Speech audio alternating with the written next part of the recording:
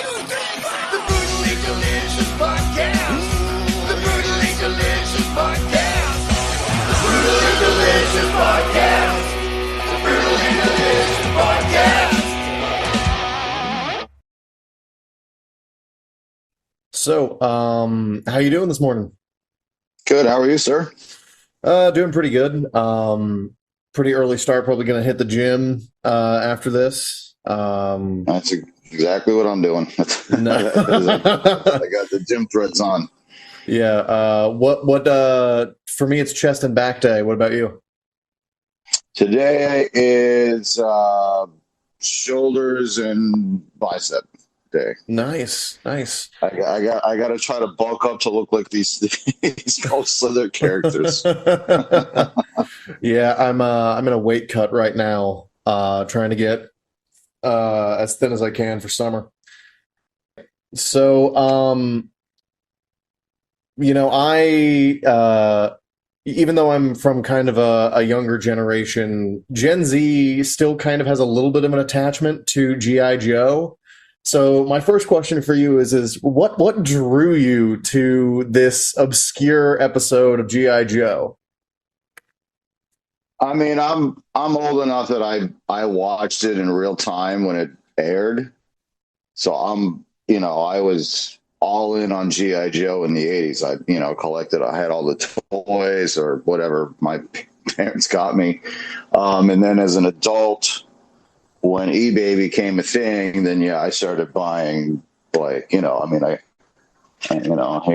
my Thunder Machine. Like I got, quite the collection. So, for me, it actually, I have, Cobra tattoos. I got Optimus Prime. Like I'm a toy guy, So for me, it was, kind of surreal, honestly, to be involved in this. It's amazing. So, nowadays G.I. Joe can be seen as kind of campy and with other kind of nostalgic properties getting reboots. Where do you see G.I. Joe going in the future? I mean, I think with anything, it's kind of gone up and down. I'll say this, like they haven't gotten the movies right. So that's been unfortunate, but with the new toy line, the classified series, I think that's definitely reinvigorated the line. I think there's a lot of people collecting G.I. Joe again. And, the fact that all the cartoons are on YouTube, they're on Tubi, they're, very readily available. I would love to think that it's, and it's a real old, it started in the 60s, you know what I mean? It's a real old American IP. It's a real American hero. So, I hope it means, the thing about G.I. Joe is to a lot of us, it means a lot. I mean, I'm one of those people that it actually, when I was a kid, it really, really meant a lot to me.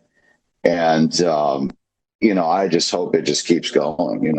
I think it's you can learn a lot of great lessons from G.I. Joe if you're a young kid. All about, honor, bravery, honesty, justice, like all of these great traits that I think, are just good. So I hope it goes on forever. So, kind of getting into more of the character side of the project, what's worse, battling G.I. Joe or trying to survive in the music industry? Oh, man. I mean, the music industry, I guess you have to be a chameleon and you have to learn to adapt and you have to roll with punches. So, I think both keep you on your toes. I'm grateful that I've been able to be a full-time musician for a long time, but I have to adapt. And even though I go on tour, I still come home and, play gigs at weddings and bars. And, you're always just kind of looking to supplement the income because record sales really aren't a thing so much anymore. And, so you just have to, as long as people keep wanting to hear this stuff live, I can survive. So, you just have to kind of bob and weave and adapt and be able to be okay with pivoting if you need to. You mentioned playing weddings. How often do you play metal at these weddings? Literally never. It's funny. Like I'll joke around sometimes when someone will call me for a gig, and they'll, if they know what I do in some of these other bands, they're like, "Hey, so what's your repertoire?" And I go, anything that I don't play on tour is what I'll play at these. I mean, I do kind of everything, man. I sing Bruno Mars songs. I sing Beatles songs. I sing, Tom Petty songs. Like whatever people want to hear is what I've a lot of people may poo-poo that, but I think when you make a living, where your sole purpose is to entertain people, much like a DJ, you become attuned to what you think people want to hear. And, I think a lot of that comes into when I write songs, and I just try to always write something that I think is going to, people will enjoy. At least that's always the hope,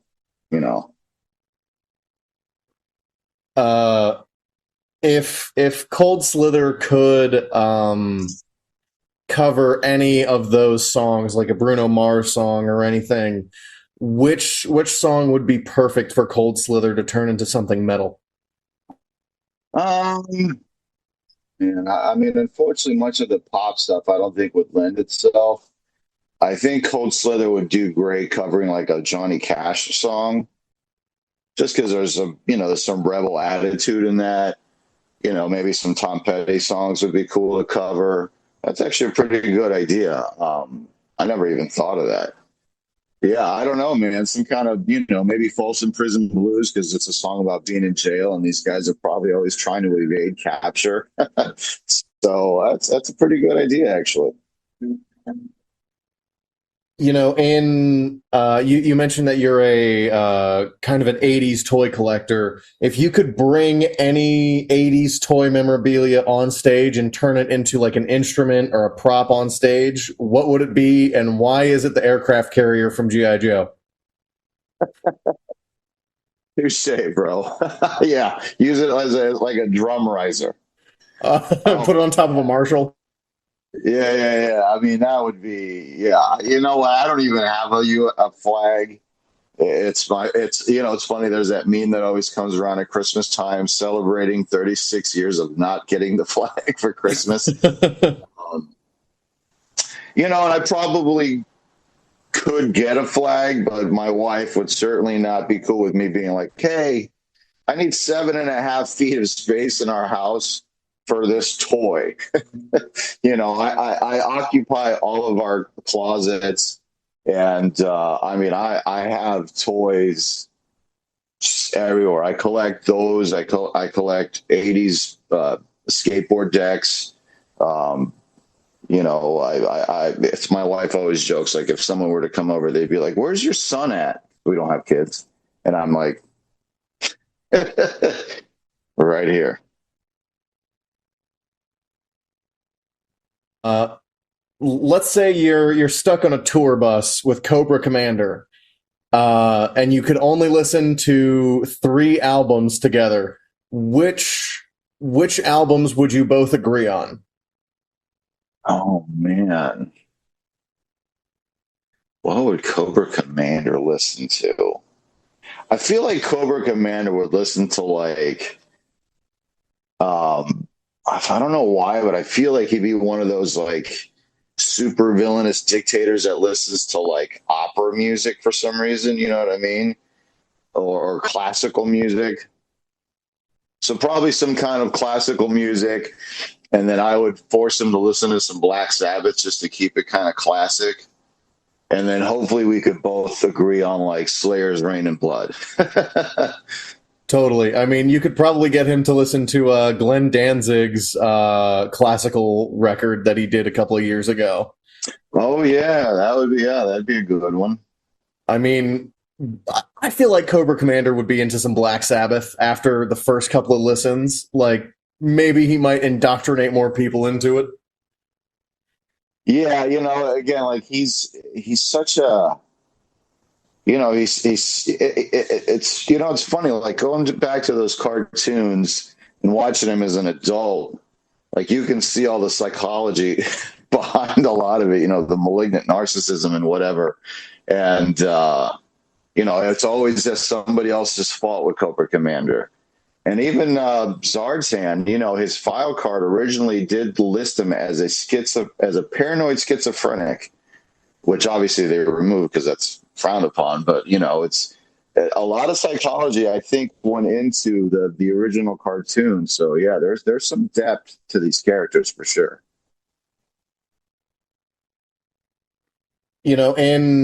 In another universe where G.I. Joe doesn't exist, what genre would Cold Slither play?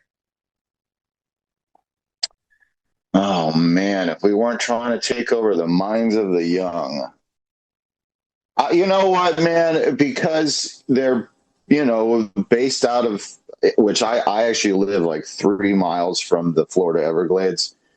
I would think that they listen to like Southern rock, or would play like Southern, like old school, some Creedence, some Skinner, stuff like that, and I could even see. Yeah, that's another good idea. There's a lot of Cold Slither style ideas, but I could see some Southern rock coming out of Cold Slither. Absolutely doing. I'd love to hear a Creedence cover. Man, I never even, man, you got a pretty good, a covers album done Cold Slither style would be sick. It would. Man, that's a great idea. You mentioned how in the show the band is trying to indoctrinate the youth into Cobra. What would be the message today that Cold Slither would try and hypnotize the youth into? Man, that's kind of a loaded question today because there's a lot of reality into that. There's a lot of, I mean, I don't know, man. That's a tough question to answer because, depending on what side you're on, you think that it's already happening. So, there's already, bubbles of fact, what I mean? Where you live in this bubble, there's a fact that this bubble doesn't adhere to. So, I would just imagine, man, they would align with whatever, with whatever,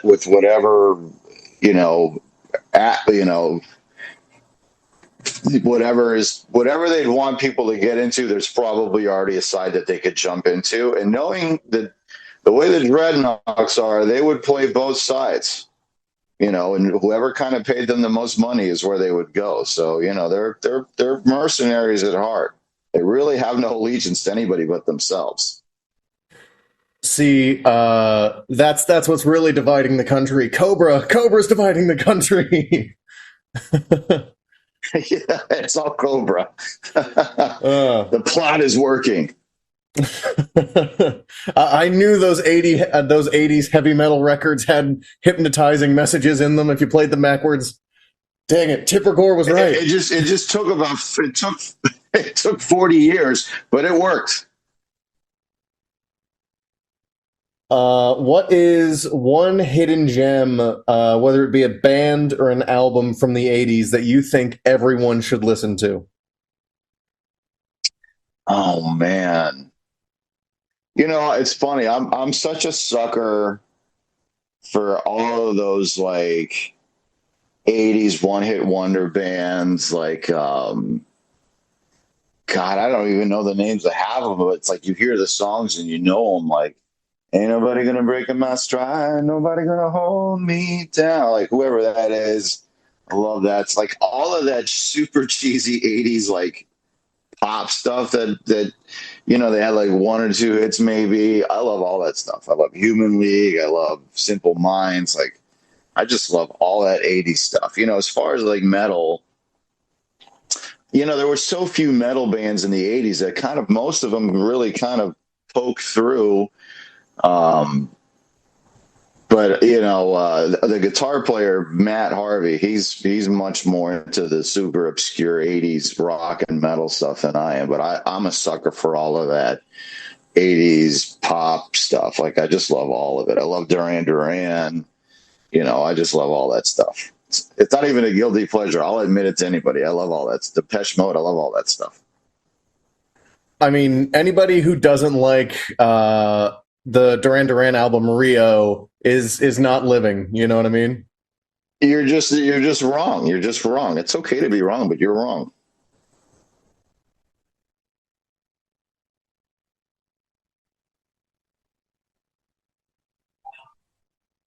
Metal Hold has on. has I think all. Go ahead. No, I can hear you now. All right. Metal has always thrived on rebellion, but which band or moment in metal history do you really feel has truly kind of redefined the boundaries for what is possible in the genre? I mean, again, without even thinking about it, my answer to that is Slayer's Reign in Blood. I mean, in 1986, for a record that extreme to come out and just plow through everything else, I mean, it's a record that I still don't think has been topped to this day. And I think most any metal fan would agree with me.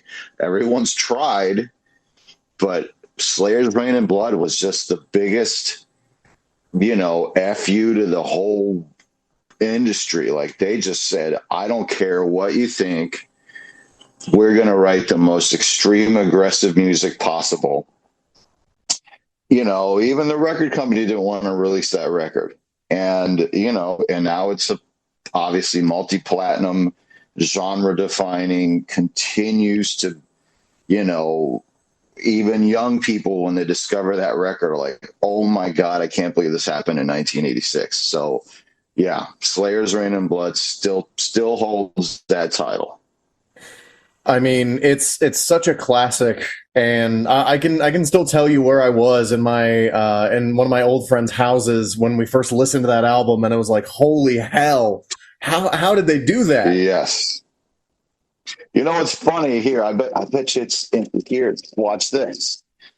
This is the copy that I bought when my mom gave my brother and I $5 each at the mall to go get a slice of pizza and a soda, and we went and bought this cassette, this actual very cassette, and we went home, took this thing out, stuck it in the tape player, and for the next 28 minutes, it was three of us, my brother, our friend Sean, and me.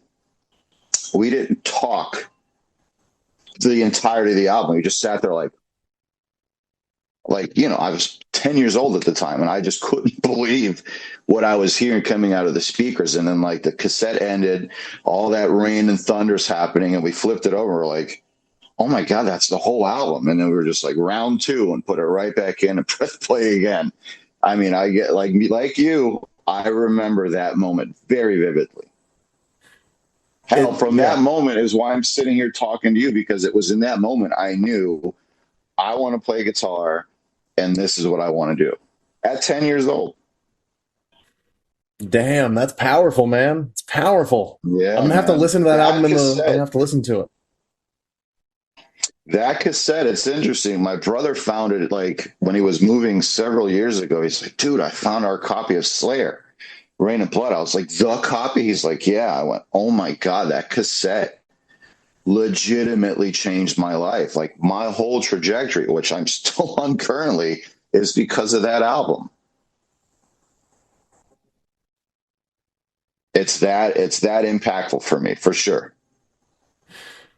Wow. I mean, it's crazy because when I first listened to it, it was on It was on my friend's phone, and we rigged a makeshift speaker out of a paper towel roll, where if you cut a paper towel roll down the middle and you stick your Yeah, phone, yeah. and it was pretty much the same thing. We were just listening in awe, like decades after it was released. The same kind of experience happened. I wonder how many thousands of people had the same thing happen to them. I mean, it's funny. You can go on some of these YouTube videos and see like first time Slayer reaction videos, and everybody's just like, it's Slayer just does this thing where you're like, "Ugh." It just does this thing to you that no other band does. No other band does. And I don't care if they play faster, they play more aggressive, or they try to play more aggressive. There was something about that record that just brings out this thing in you that you're just like, if you're open to it, you know what I mean? I see plenty of people hear that and they're like, oh my God, this is garbage. It's pure noise. But for those of us that it resonated with, like it just speaks to you in such a way, man. And, you know, it really, to me, it is. It's the record that it's the one moment in my life that I can really pinpoint and know for sure that dictated the path I went on. That moment. Damn, that's powerful. It's powerful. Yeah, Uh, man. there's a fine line between theatrical and ridiculous in metal and music in general. How do you walk that line with this Cold Slither project without falling into pure parody? You know, that's a great question. I can tell you, and I think, this comes from a couple of factors. Number one, I care deeply about G.I. Joe, like on a real deep level. And I also, as a songwriter, always want to write music that I think people are really going to resonate with. Lyrically, yeah, that's where the kind of the tongue-in-cheek fun can be. Obviously, I knew this was going to be Hasbro, so I wasn't going to write a song like Cobra Commander Slaughters Children or anything like that. So, I knew it was going to be fairly PC, but I had fun with it. I will say, man, some of the lyrics on the record kind of get a little deep. And you can play into that psychological profiling of these characters had real psychological issues, and I try to play into some of that and as kind of as soft as way as I could without getting really super dark. But I tried to definitely write the best music I could and good vocal melodies and catchy things that the listener will enjoy and remember. I guess my overall hope for the record is I would love for people to be like, oh, let me listen to the Cold Slither record. This is a lot of fun, and come away from it going, damn, this was actually a good album, and I want to listen to it again. Like, that's my hope. And when does the record come out? July 25th. Nice. I will definitely be pre-saving it on Spotify. When it comes to uh, Cold Slither, if you could imagine Cold Slither opening for any band in history, what band do you think it would be? Oh man, I mean, obviously, you'd you'd love to open for Slayer. Um, I think kind of any kind of classic heavy metal band, Metallica, Slayer, Megadeth. Um, yeah, I mean, any of those kind of classic Judas Priest, Iron Maiden. Um, I'd love to think that those fans, again, I think goes back to like, I would love to think that fans would listen to the Cold Slither record again as like, oh, let's listen to this fun, idea and come away from it going, man, that was actually some solid killer metal that I want to listen to more. So, That's the eventually, and ultimately, that is up to you, the listener, to decide if I wrote good enough songs. So we'll see. All right. And my last question here. What is the most metal thing about G.I. Joe to you? Oh, well, obviously Cold Slither. I mean, the fact that, in 1985, and this, you weren't around, obviously, but in 1985, there was this whole, like, there's satanic subliminal messages in records, and Ozzy Osbourne was getting sued and all this crazy thing that somebody at whoever was writing these G.I. Joe episodes was like, let's do an episode about that, to put subliminal messages in music and make it a heavy metal band, with the long hair and heavy metal machine. Like, I just love that they fully went there. Like, they fully went there. So, yeah, Cold Slither is definitely the most metal thing about G.I. Joe. All right. Thank you for the time. It was wonderful talking to you guys. Thanks, Ray. I appreciate it, buddy, man. Have a great day, buddy. You too.